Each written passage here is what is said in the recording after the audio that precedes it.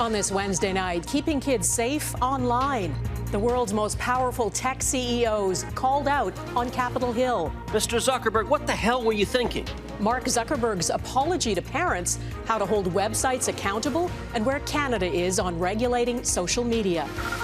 Canada's national sport under scrutiny. There's something endemic to hockey in Canada. The goal to eliminate a toxic culture. Massive meth bust, what the police say is the prairie's largest drug seizure. And sacred symbols of hope, the two rare white bison drawing people from all over Canada. It took them 5 days to get out here to drive. To an Alberta First Nation.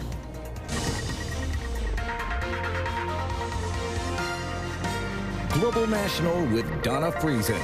Good evening and thanks for joining us. We begin tonight with some tense moments for chief executives of online platforms such as Facebook, Instagram and TikTok. They faced a combative hearing in Washington, accused of failing to protect children from online abuse, exploitation and bullying.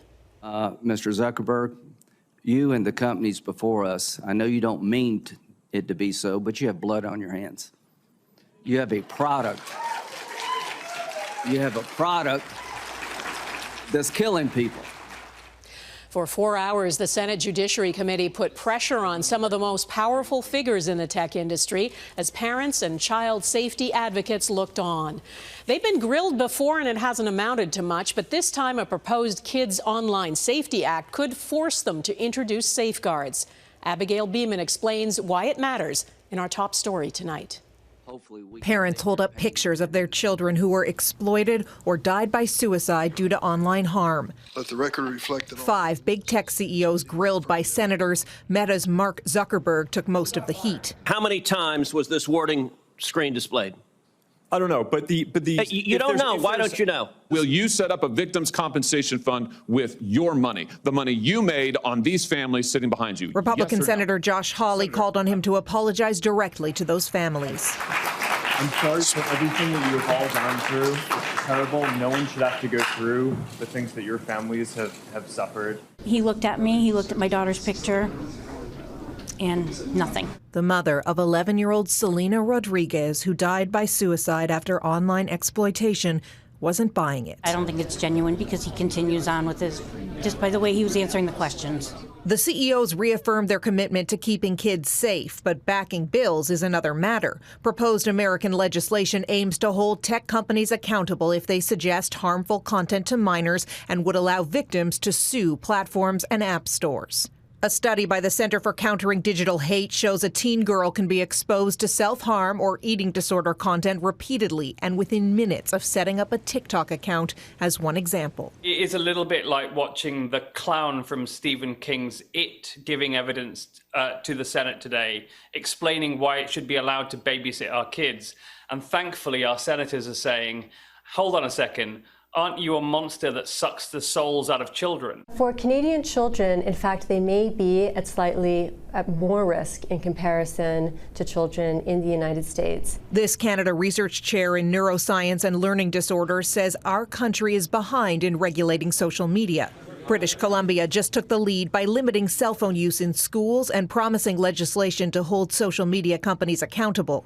12-year-old Carson Cleland of Prince George, BC, recently died by suicide after online sextortion. We know that social media can have specific effects on the developing brain in terms of not only their brain development, but also in terms of children's mental health outcomes. The federal Liberals have long promised an online harms bill. The Justice Minister won't say when it will be tabled, but told Global News in a statement it will include measures to protect children. Abigail Beeman, Global News, Ottawa. Now to the allegations against former members of Canada's World Junior Hockey team. 5 of them have been charged with sexual assault over an incident in 2018. And we learned one of them, Carter Hart, goalie for the Philadelphia Flyers, surrendered to police in London, Ontario last Friday. There have long been calls to change hockey culture and for zero tolerance for violence, bullying and hazing. Eric Sorensen looks at whether these charges could be a moment of reckoning. In some ways, it is painful to look back at the 2018 World Junior Hockey Championships, remembered less now for the celebrations than for 5 players, number 20 Michael McLeod, number 6 Cal Foote, Dylan Dubé and goalie Carter Hart, and Alex Formanton, surrounded by adoring fans then, now all facing charges. A woman said she was sexually assaulted by multiple players in a London hotel during a Hockey Canada event months later. It's taken more than 5 years for charges to be laid. The culture of hockey has depended upon an indifference toward the well-being and safety of women, and now finally we're seeing some kind of a reckoning. On any Canadian rink, kids learn hockey early, and over time, the culture of the game. Hockey's, everyone can play it. It's all around, you know? But with recent charges, the resignation of top officials at Hockey Canada, and parliamentary hearings, some Canadians are looking at hockey culture differently. If you get them in that environment, probably bad things will happen. What we've seen change is, instead of understanding the story as a few bad actors, what we now understand there to be is a wholesale problem with hockey culture, that there's something endemic to hockey in Canada. 4 of the 5 players charged are in the NHL. Formanton plays in Europe, but the league has said little about it so far. Over the next 3 days, the NHL will celebrate with festivities and the All-Star Game in Toronto, as far away as possible from the charges of sexual assault and questions of toxic hockey culture. The fact that this celebration is going on here in Ontario alongside this massive case, it definitely puts a cloud over everything that's going on. And it makes it hard to celebrate hockey at all. Right now, the attention of the nation really needs to be on this story, because we need to be demanding better. Top stars in hockey will be in the limelight in Toronto this week, but down the road in London, where one player was seen turning himself in, 5 players and the sport itself will face a more harsh public spotlight in the days ahead. Eric Sorensen, Global News, Toronto. Breaking news out of Saskatchewan. The jury and the coroner have just released recommendations in the coroner's inquest into the stabbing rampage on James Smith Cree Nation and the nearby village of Weldon, Saskatchewan. The inquest examined the events of September 4th, 2022, when Miles Sanderson killed 11 people and injured 17 others. The coroner made 15 recommendations. The jury made 14. They include establishing a national alert system, more support for individuals released from the corrections system, better collaboration between RCMP and First Nations communities, and further funding and training for security on the James Smith Cree Nation. A separate inquest will be held in Saskatoon starting February 26th, looking into the death of Miles Sanderson, who died in custody. There are new recommendations tonight to improve supports for veterans and their families. They've emerged from the tragic case of Corporal Lionel Desmond, who fatally shot his wife, daughter, and mother before taking his own life. That was back in 2017. He'd served in Afghanistan, and when he left the military, he was struggling to cope. As Heidi Petracek explains, it's hoped the inquiry into his death will lead to changes. The families have been in and out of courtrooms for 7 years. I miss my mom internally and deeply. My brother as well, all of them. On January 3rd, 2017, Corporal Lionel Desmond legally bought a semi-automatic rifle. A few hours later, he shot and killed his wife, Shanna, their 10-year-old daughter, Aaliyah, and his mother, Brenda. He then fatally shot himself. The tragic end to the rifleman's battle against PTSD after serving 2 tours in Afghanistan. The inquiry heard how Desmond and his healthcare providers struggled to access his military health records and how he faced delays in trying to get care through both Veterans Affairs Canada and provincial health services, leading to what the judge called, quote, a large crack in psychotherapy through which Corporal Desmond fell. This has been an arduous and emotional process. Judge Paul Scoville's recommendations include making sure Ottawa provides a case manager to veterans as they transition out of service, and that the Nova Scotia government improve the transfer of health records by working with other provinces and federal agencies, along with ensuring frontline workers get up-to-date information on intimate partner violence. Other recommendations focus on better background checks and reassessments for firearms licenses. Nothing here relates to assisting the Borden family for the tragedy that took place. But for Shanna Desmond's family, the report is a disappointment. They still live in the home where the killings happened and say Veterans Affairs has ignored their pleas for help. The first way to begin to help the families heal is to help the family with relocating. The federal minister only saying overall changes have been made. We certainly want to move forward in improving any services that we can in order to make life better for our veterans and also their family members. The inquiry recommends a special committee to track progress on the recommendations so they're not lost, the judge said, to the passage of time after the families have spent so long waiting. Heidi Petracek, Global News, Port Hawkesbury, Nova Scotia. The federal government is promising $362 million to help cities and provinces temporarily house asylum seekers. There has been a rise in the number of people claiming asylum, and that's resulted in extraordinary housing pressures. It is in reaction to the historic flows that we continue to see coming into Canada, whether it's through the land border or through airports. So it's very much a very expensive stopgap measure, but it's one I think that's been essential in the context to keep shelters over people's heads. The immigration minister says it is a short-term response and longer-term changes are needed. As of last week, 7,300 asylum claimants in need of housing were staying in 4,000 hotel rooms in 6 Canadian provinces.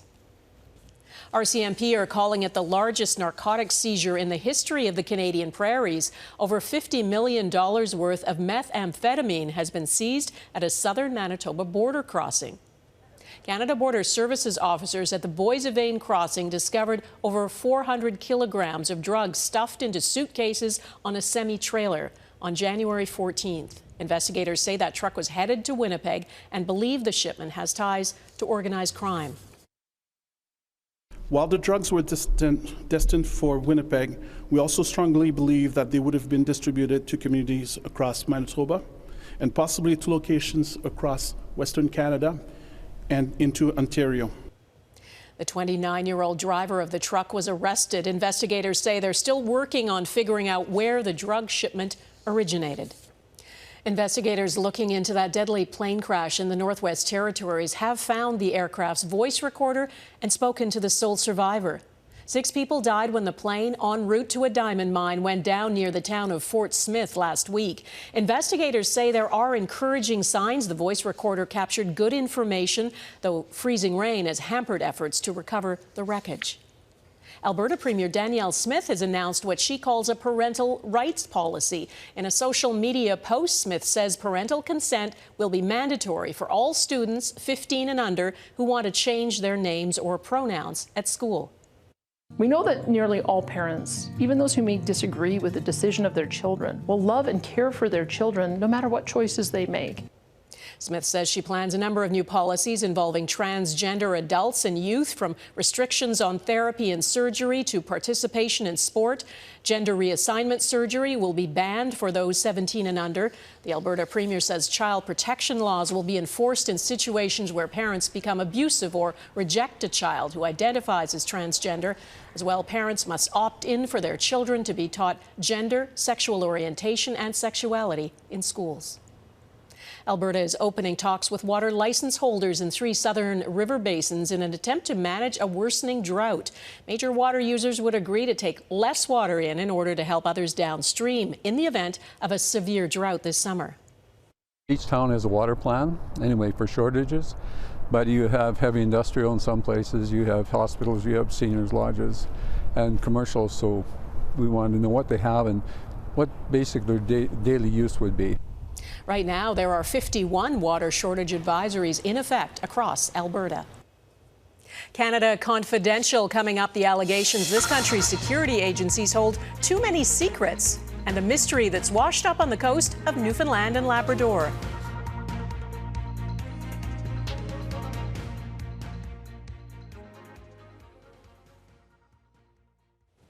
Fears of a wider conflict in the Middle East are still simmering tonight. The U.S. has blamed a militia group backed by Iran for that deadly drone attack in Jordan that killed 3 American soldiers. We believe that the attack in Jordan was planned, resourced, and facilitated by an umbrella group called the Islamic Resistance in Iraq, which contains multiple groups, including Kataib Hezbollah. President Joe Biden has said he has decided what action to take in retaliation. It's not clear when it will happen. Today, Iran said it's not looking for war, but warned it is prepared to respond if attacked. Former top security officials in Canada are alleging this country's national security agencies are holding too many secrets. Those comments were made at the public inquiry into foreign interference, which has already heard that as much as 80% of the evidence it will receive will be classified as top secret. As David Akin reports, the woman heading the inquiry is being asked to push back against what's being called a lack of transparency. The country's security agencies have been tracking instances of foreign interference in Canada's political affairs for decades. But most of what they found remains classified, top secret, hidden from the public's eyes. The culture, the workload, and the tradition in agencies, I think, is to tend towards overprotection. But the very point of this public inquiry into foreign interference is to put some of those secrets on the record, an objective endorsed Wednesday by a trio of former national security officials who used to run federal intelligence gathering operations. The inquiry can and should challenge the government to justify what can't be released and why. The Conservatives have requested that the commission formally name interference by Iran as a focus of the inquiry. We want the commission to follow the evidence and make sure that we hear specifically from those repressed Iranian voices. The commissioner's terms of reference directed to, quote, examine and assess interference by China, Russia, and other foreign states or non-state actors. In other words, the commission already has the discretion to expand its focus as it sees fit. And it did that last week when it formally requested information on alleged interference by India. That request now has the World Sikh Organization asking for intervener status at the inquiry. The Sikh community is primarily the community that has been targeted by Indian interference here in Canada. So it's absolutely essential that Sikh voices be included. Finally, a group representing Uyghurs in Canada said it was pulling out of the inquiry, saying in a statement, they object to the standing 3 Chinese-Canadian parliamentarians have been given at the inquiry. Parliamentarians the Uyghur group alleges are too close to the government of Communist China and which could put the Uyghur group in jeopardy. The parliamentarians have denied those allegations. Donna. David Akin in Ottawa, thank you. Furious farmers in France ahead how they're expanding their protests.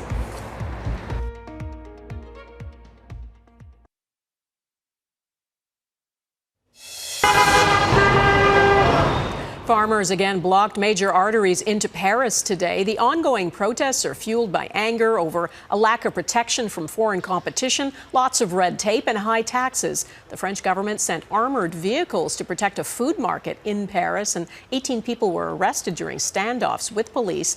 The farmers' protests have now spread to Belgium and Italy, and their concerns are expected to be discussed at a summit of EU leaders tomorrow.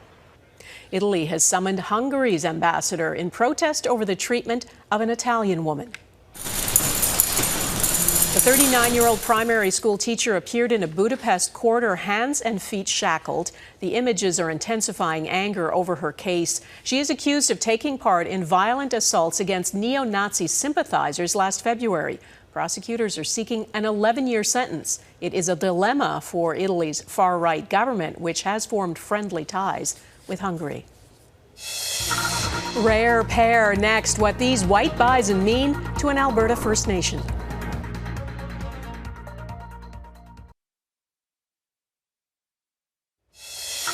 A mysterious shipwreck has washed up near a tiny coastal community of Cape Ray on Newfoundland's southwest coast. It was first spotted by a local on January 20th. It has wooden dowels and copper pegs. They think it could be centuries old. It may have been dislodged from the ocean floor during post-tropical storm Fiona in 2022. A research team has been sent to investigate and preserve it. There have been other shipwrecks in the area, and it's a reminder of the lives of Newfoundlanders lost to the sea. A ranch east of Calgary is drawing lots of attention because of some precious animals, rare white bison that Indigenous people from all over the country are coming to see. The ranch is on the Siksika First Nation, and white bison are considered sacred to Indigenous cultures across North America. How these bison got there is a moving story with a serendipitous twist. Here's Heather Yorks-West. His name is Tomahawk, a rare white bison living on the Siksika First Nation with his partner, Kelly Spirit. Powerful and quiet, the animals attract hundreds of visitors every year. The furthest that we got was from, I believe it's in Nunavut. It was a family of 5 that traveled down here. It took them 5 days to get out here, to drive. This fence tells the story. Each ribbon represents an offering, often made by someone experiencing pain. A lot of people that come through our gate are coming with hardships. And I feel that when they look into the eye of the buffalo, that they're walking away with a sign of hope. That's because across many North American Indigenous cultures, these animals are sacred.